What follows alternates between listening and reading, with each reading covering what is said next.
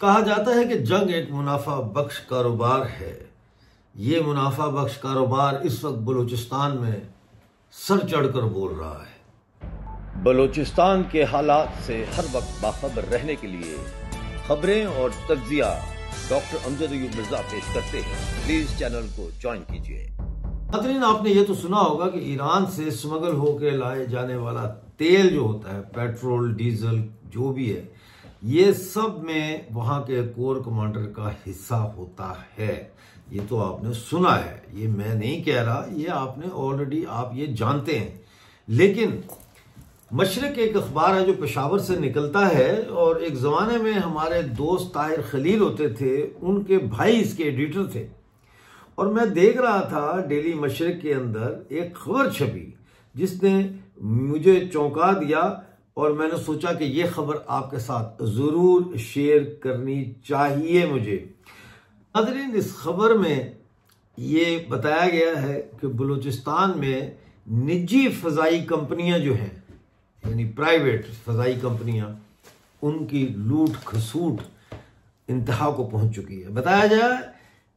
बताया गया है कि बलूचिस्तान में अमन व अमान की सूरत हाल और ख़तरात के बायस मुसाफिरों की जानिब से हवाई सफ़र इख्तियार करने का एयरलाइंस ने इस कदर नाजायज़ फ़ायदा उठाना शुरू कर दिया है कि कोयटा से अंदरून मुल्क सफ़र का किराया यक तरफा वन वे टिकट 80,000 रुपये का हो गया है।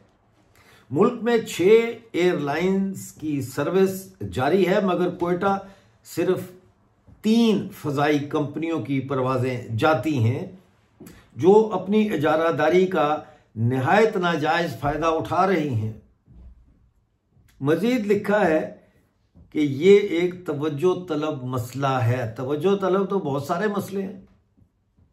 मशरिक ने अपने एडिटोरियल में लिखा है, बलूचिस्तान में अब हालात पहले की तरह नहीं रहे, बल्कि इनकी संगीनी में अब बहुत ज्यादा इजाफे का खतरा है। इस खदशे का इजहार करने की एक बड़ी वजह दहशत गर्दों के, यानी वो सरमचारों को दहशत गर्द कहते हैं, इतना तो हम समझते हैं, कि पसे पर्दा और राब्ते की कुव्वतों का एक मरतबा फिर सामने आना है, जहां एक जानिब हमसाया मुल्क के मुलव्वस होने के सबूत सामने आए।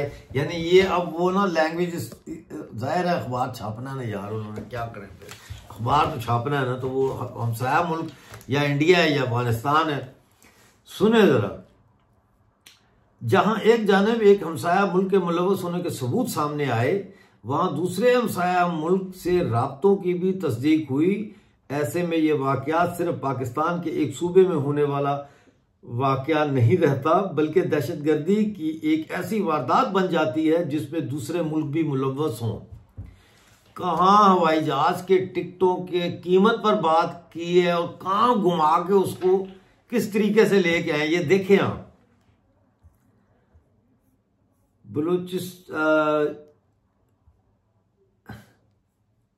ऐसे में ये वाकयात सिर्फ पाकिस्तान के एक सूबे में होने वाले वाकयात नहीं रहते, बल्कि ये दहशतगर्दी की एक ऐसी वारदात बन जाते हैं जिसमें दूसरे मुल्क भी मुलव्वस हों। बलूचिस्तान में मौजूद अनासर के खिलाफ ताकत के इस्तेमाल से अब दरेग नहीं किया जा सकता।